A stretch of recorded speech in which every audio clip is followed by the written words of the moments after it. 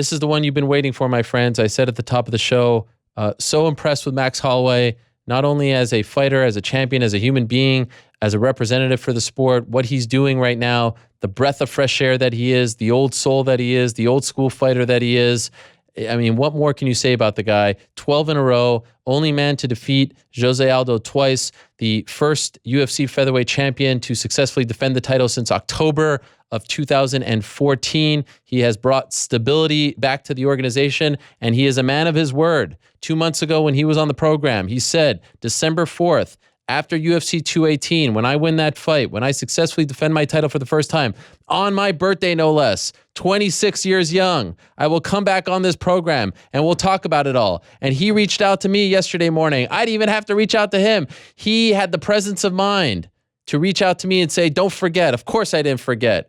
And now let us welcome the birthday boy himself, the reigning defending UFC featherweight champion, the one and only Max Blessed Holloway with Mini Bless. What's up, guys? How are you? Oh my God. There he is. More popular, more famous than his dad now. I know this guy. Hey, what's up?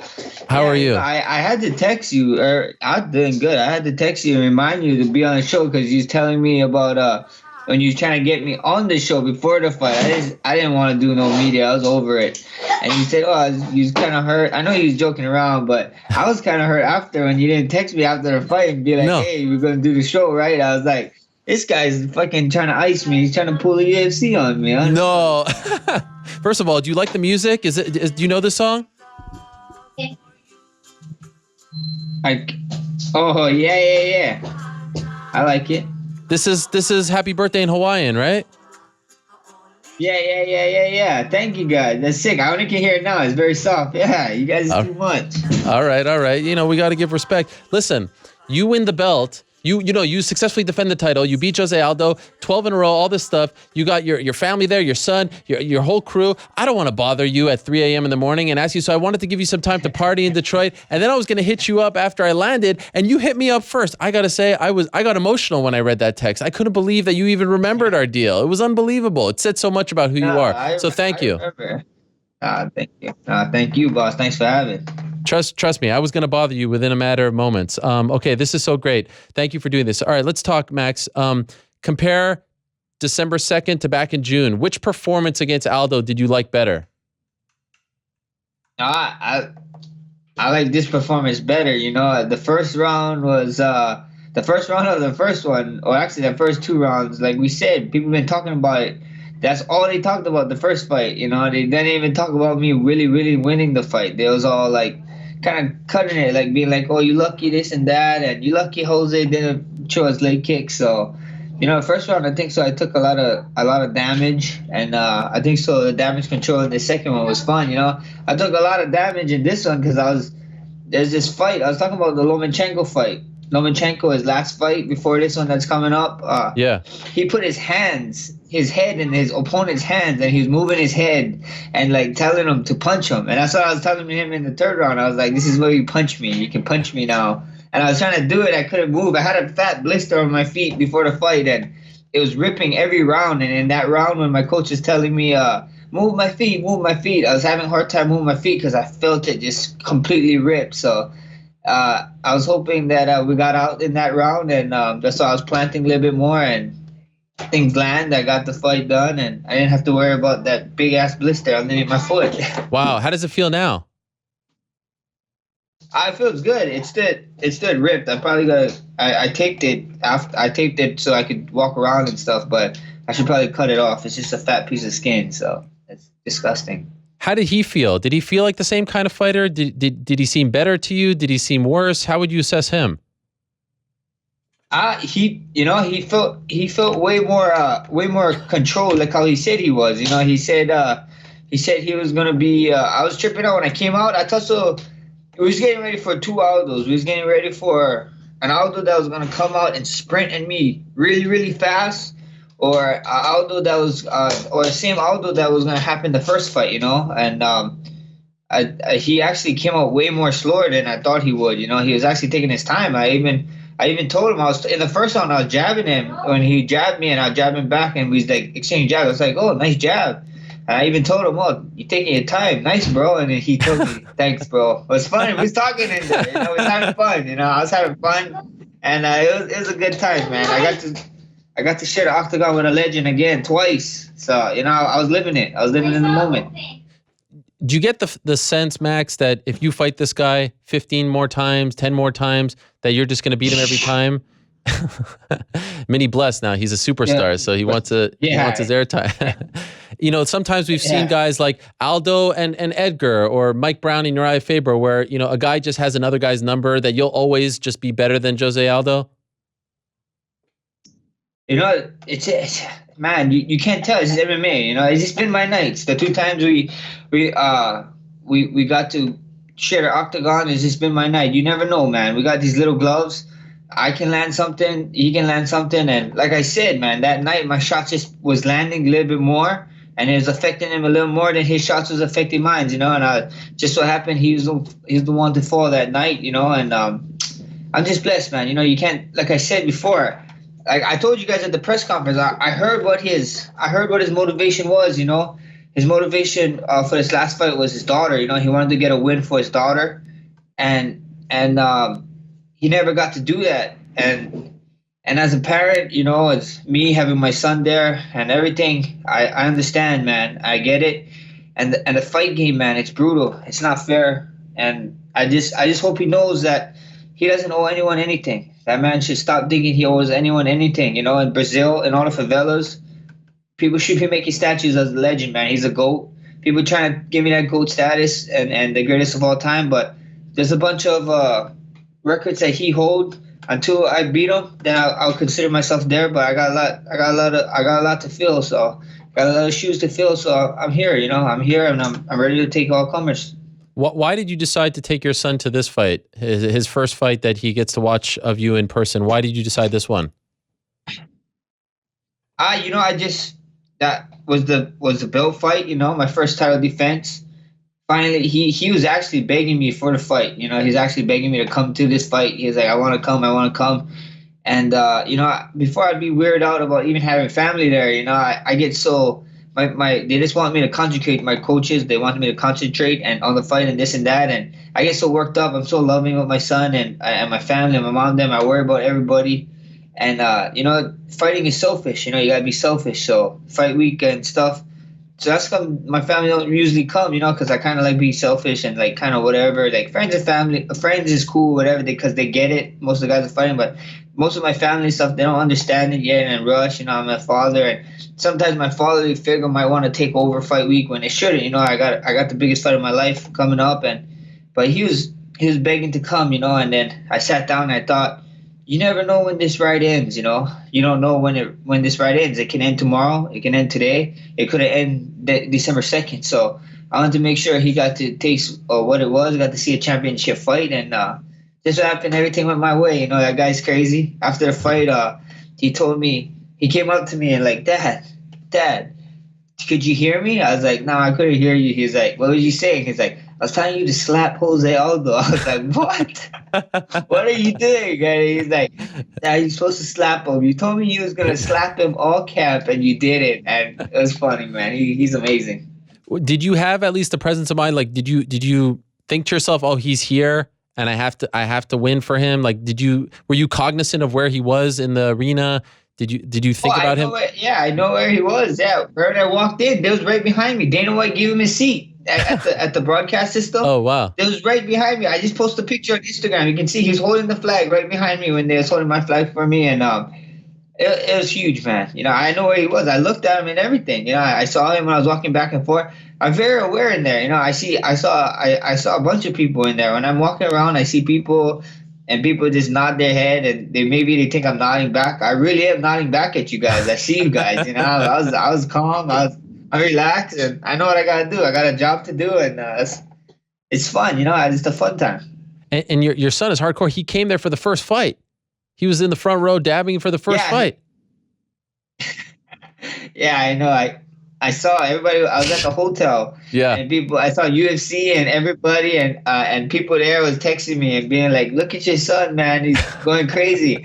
I text my mom. I was like, "Mom, I'm not gonna fight till like 12 o'clock, right?" And she's like, "Your son wanted to come and watch all the fights." And I was like, "Okay, whatever." So they went, and he ended up sleeping. He ended up falling asleep for like during like the third fight, I think, or fourth fight, they said, and they woke up right before my fight. Like, he slept through Yancey's fight. He was he after the fight, he walked up to Yancey. Yancey came back from the hospital. We had this thing at the hotel, a little dinner for us, and Yancey came walking in, and he walked up to Yancey all bummed. He's like, "Uncle Yancey, I'm sorry."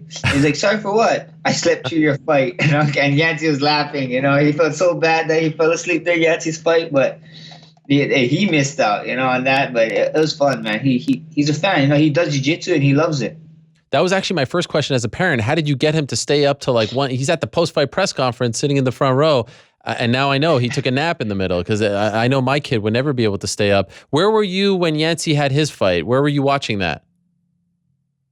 We was watching on our phones. I had to check in. That's when I had to check in and head down to the arena. We was heading down to the arena already by the time his fight was starting, and I was getting hyped, man. Look at that guy trying to sneak behind me. It's so funny. I was hyped, man. That fight was so crazy. Me and my boy Michael Nakagawa, Smash Boy 125, we was losing our minds, man. I was excited. I'm glad he got to start the wave, and I came in and I got to finish it. Is that the kind of thing that gives you like a little extra push when you see him do something like that, have a fight like that? Okay, now it's my turn. Oh yes, yes it does. It just gives you positive energy, and this, and I was with this guy for the last 6 weeks. 6 weeks training. We see each other at our worst. We see each other at our best. I talking about this and that. Me and him talk about, well, it was mostly me talking about all the food I want to eat after and the things we miss, because he's pretty light for their weight. But it's just the grind. The grind that me and him had to go through, and it's always great having someone there. And when you see someone's success, you see how much hard work. Everybody only get to, a lot of people, a lot of fight fans, they only see us in there for 15 to 25 minutes or half an hour, whatever you guys see us go out there and perform. But there's so much things behind the scenes that goes unseen and untalked about, and I'm there with the guy, so I'm nothing but excited for him. Like I said, hopefully the rankings came out. Did the rankings come out? Hopefully they put his ass in the top 15, because if they didn't, that would be some bullshit. Not yet. I think they come out in a couple of days. Let me ask you about the food. Obviously we were at the weigh-ins. You were speaking, but your voice was a little hoarse. And people are always asking you about the weight. And I know you worked with the great Tyler Minton. How difficult was this cut? Was it really the easiest cut? It was the easiest cut ever. I had a lot of energy. It was super good. And everybody keep talking about like I said at the like what you said after the fight. I explained it. What happened? This is what happened. This is why I looked distraught on top of the scale. I was on the scale. And I told Gaethje keep that effing towel away from me, because I don't want nobody being like, "Oh, this towel trick," or blah blah blah, And they went in front of the scale, and I already knew, it's like, oh, they're blocking the scale. There's like, you got to go behind the scale, and there's only one way I know that Gaethje was gonna go, and it was gonna go up. So that's why I was covering the one snake, and I was ready for it, And they came up, and they came down. They was ready for it. I was fine. Everybody's like, why you got to take off your underwear? Why did you have to take off your underwear if the cut was so easy? I was like, why do I have to cut an extra half a pound to wear an underwear to a weigh-in? I cut down weight all the way to my weight. I don't have to cut extra to just use a piece of underwear. I'll take it off and take the towel. I'm going to ask for a towel every time, guys. And even about the weight thing, I this is always on my mind. I didn't say it, but I thought so. it's kind of weird. It's kind of backwards the way the weight goes. I think so. Why does all the challengers and the people who's not fighting for belts get the way out of the 1 pound allowance of 146 or 171, 156? The champions and the champion and the contender should be the only guys. The championship fight should be the guys who are getting the weight. They work their ass off to get to that championship title fight and whatever. Then you should have the pound allowance. Other than that, if you're working for it, then the pound allowance should be gone. That's what I believe. I believe in hard work and stuff, and it makes no sense about the weight like that. Why are you rewarding these guys who's not even champions to have an extra pound when the champion is the guy who should be having the most breaks? So. Okay, so you're still very young. You're turning 26 today. Do you think inevitably you'll have to move up to 155? Oh, for sure. I'm gonna make this weight. I got Tyler. Tyler figured out a great way for me. Like I said, when I was around this time when I fought Pettis, I ate nothing. I had a gallon of distilled water for Thanksgiving, and this Thanksgiving was closer to the fight. I ate 4 times. Tyler's the man. Tyler didn't know what he's doing, and the millet way is the only way, baby. And I love it. I love it. But like I said, medically, I'm gonna do this as long as my body allows me to. But once I feel like medically I can't do it, that's when I'm going up. I'm gonna go up, and I'm not scared. I'd gladly go to 55. Like I said, I might even go to 70, 185. Shit, heavyweight, light heavyweight might be in the picture. Us Hawaiians, you guys know how I like to eat. You guys see me talking about my cupcakes. You guys see me talking about my sweets all the time. Your boy can get big, and I just love life at one point in life. You tweeted that picture of you with the Baked by Melissa cupcakes, which I've had, and they're phenomenal. How did you get so many of them, and why do you have this infatuation with cupcakes? Shout out to Baked by Melissa. They always send me. Was this a thing that my cupcake guy would do for me? He'd just get me cupcakes because I liked them. And the Pettis one, he actually had to fly over to New York to grab them and fly back. Wow. The Brazil one, we had to fly it to Hawaii, and one of our coaches brought it up to Brazil with them when they came later in the week. So my cupcake guy comes out, but Baked by Melissa sends it out, and be on the lookout. There might be a Baked by Melissa times Max Holloway special edition cupcakes coming soon, so it should be fun. That's incredible. Sick. Just be on the lookout. Be on the lookout. It's gonna be sick. It's gonna be fun. I can't wait. I wish you would come out with like Baked by Melissa on your shorts. I know you can't do that, but that would be a sweet sponsor. Literally. Is there an actual Melissa? Hopefully. Yeah, Baked by Melissa is the real lady. Yeah. Have you met her? No, I not met her. We're in the talks with UFC right now. I want to do a tour, an LA and New York tour, and when we do a New York tour, they're talking about meeting up with Melissa. So I'm excited to meet her. Oh my God, I'm jealous. By the way, I got really nervous on Saturday because you have one of the best walkout songs in the sport, but you came out with a bit of a. I was about to say. I was about to say. I saw the tweets after, like, oh no, he changed it. I'm like, Ariel, weren't you at the last couple fights? I played Drake every time before. I got worried before it, and then I play Hawaiian Kickboxer. So it's Drake, Hawaiian Kickboxer, and then since he was in the D, that's why I did Big Sean, Drake, and then Hawaiian Kickboxer. So I got worried. A little love to where we at all the time. Okay, so that's the thing. Just so I know, you're not going to get rid of Hawaiian Kickboxer, right? You're just going to have something first and then go into it. It's going to be something first. It's going to be something first, and then always blend into Hawaiian Kickboxer all the time. Oh, man. Hawaiian Kickboxer wasn't written for you, right? Although it feels like it was, but it wasn't written for you, correct? No, it was not. It's weird. If you guys want to, there's this local news station, KHN2 News. You guys can go check out their site. Rob DeMello, he's the man. He did a story on it, and the story. Yeah, Rob. He liked to call himself the Hawaiian Era Hawaiian. It's funny. Oh, come on. Let's not get crazy. Yeah, let's not get crazy. No, bro. He once said that. That's what he said. But it's hilarious. I always liked that song. I always tell myself when I get to use and walk out to it, and it took me like 6 times to fight in the UFC until I started walking out to it. I walked out to it on this whole streak. It talks about it, but then the guy who sings the song is actually from this side of the island that I'm from, Waianae, 96792. He actually went to Nanakuli, and his dad was actually my custodian for at my elementary school. Wow.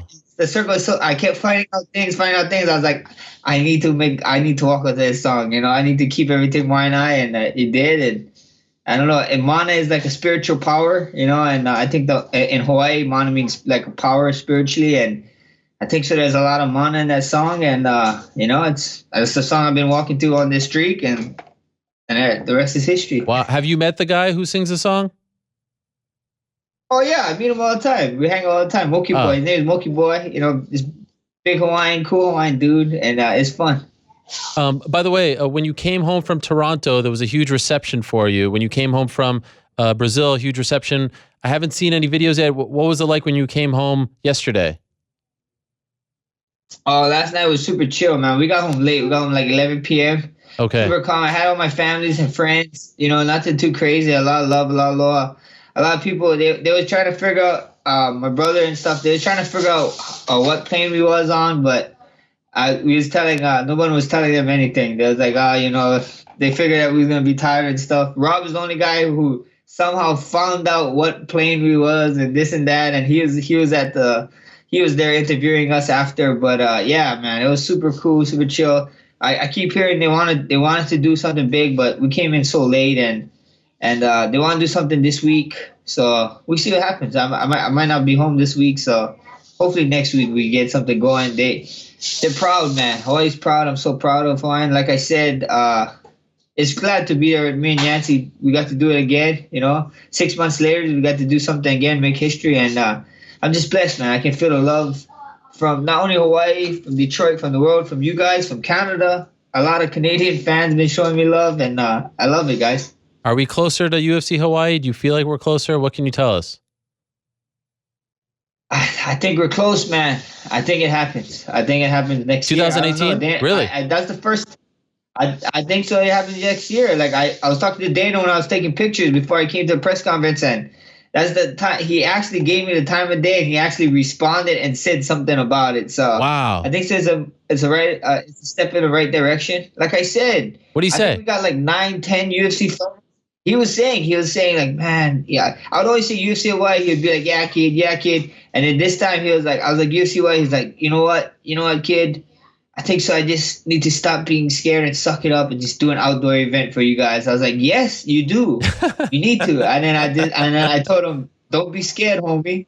Let's go. You know, let's go. Give us Hawaiians what we need, what we deserve, and we're all a bunch of streaks. You know, the last week, 3 of us Hawaiians went out there, did our thing, and it's time to come home. You know, the UFC, like I said, they've been trying to ice me, sending me to all these cold places. Bring me to the fire, guys. Come here, come to the nice Hawaii heat, enjoy, and after you guys all can enjoy chocolate covered macadamia nuts and lean powder candies. It's gonna be amazing. Okay, before I let you go, Max, and I'll let you go in a second, but I have to ask you about this. Yesterday morning, it's all good. We're all celebrating. We're happy. Great event. Conor McGregor tweets, I miss those sunglasses. You respond, 2015, retired fighter. Were you surprised that he sent you a tweet? Well, at least he referenced you in a tweet. Were you surprised that this happened? And if so, what was your reaction initially when you saw it? You know, when a bully pulls your hair, you punch him in the face. You know, that's what you do. You know, it's funny. You know, the guy's funny. You know, I couldn't help but laugh. You know, I'm on his mind apparently. Like I said, I told you guys, I'm a champion, and we just bring order back into our division. You know, I'm trying to think of our division and the respect of the other fighters. You know, it took me 10 fights. It took me 10 damn fights to get an interim damn title shot, and then 11 to get an undisputed shot. You know, and it's my job, it's my duty to make sure everything runs smoothly. You know, and I gotta respect our sport, my division, the other guys who's fighting for it, and that's what we gotta do. But at the end of the day, this guy yapping his mouth, keep talking. You know, you guys know me. I always want to fight the best. That's me.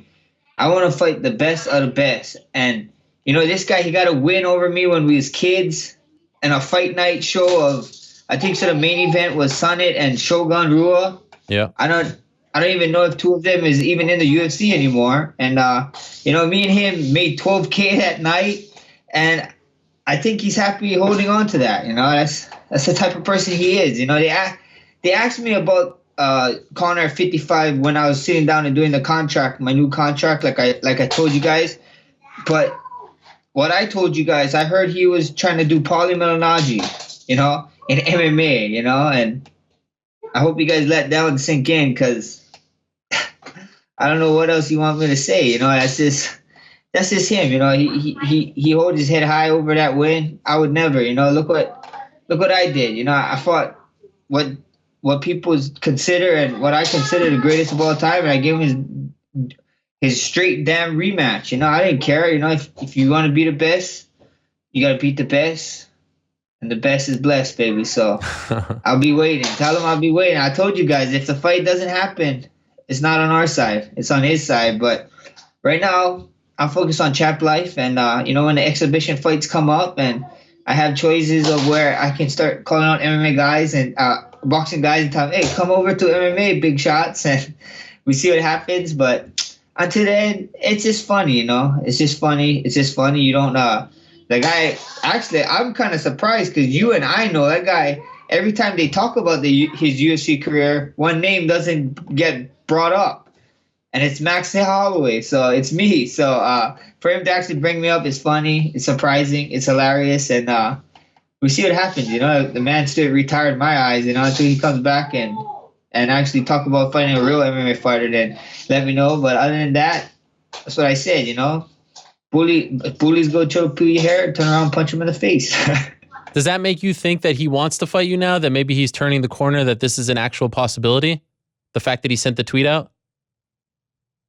I don't know what to think. What do you think? Do you think so? It's a possibility? Because I don't know. Do you think his recent actions of what's going on and all the news that's coming out on him, what's going on with him personally and stuff? I don't know what to think when it comes to Conor McGregor. He's an interesting man. He's an interesting man. Fair play to them, and I'm excited, man. If it's a fight, it's a fight. But first things first. I got a throne to defend. I got my throne to defend. If I got a lot. There's a lot of cupcakes. There's a lot of new flavors out there for me to taste. But like I said before, if it's an old one, I love it. I know how they taste, and I can't wait to get more of them. When do you want to return, Max? I want to return whenever UFC puts my ass in UFC Hawaii. Okay. So hashtag UFC Hawaii. Let's get this fight rolling, and let's do it. I know you want to come to the beautiful state of Hawaii. You gotta come and enjoy, Ariel. You got to put on a little shirt for me with flowers on it. I would love nothing more. You versus Frankie Edgar in Hawaii, with his history with BJ Penn and everything, just is like the perfect fight for that event, phenomenal. Right? Yeah, that would be phenomenal. Frankie, who I don't care. Put me against anyone, anywhere, anytime. I'm the best ever. Welcome to the blessed era. We're gonna be here for a long time, buddies. Max, I'm so happy that you're here. Like I said before you came on, you are a breath of fresh air, my man. You really are. What you're doing for the division in this era, you don't care who it is. You're fighting the next man up. It's a wonderful thing to see. And at 26, to be on that winning streak right next to DJ and GSP and John Jones and Anderson Silva, it's crazy, but it feels like we're just getting started with you here. And that's the most amazing thing about it all. So kudos to you. Congratulations. Happy birthday. Thank you for being a man of your word. Thank you for coming back on the show, and enjoy some time off now with your family. And great job with your son. He is unbelievable. He is an incredible character. Well done on that front as well, my man. Thank you so much. Really, I appreciate it. And congratulations, of course. Thank you guys for having me. You guys have a good one. Aloha, brother. All right, cool. We'll talk to you soon. There he is, Max Blessed Holloway. What more can you say about the birthday boy? 26 years young, one of the longest winning streaks in UFC history, right underneath DJ, GSP, John Jones. What more can you say about that guy? A breath of fresh air.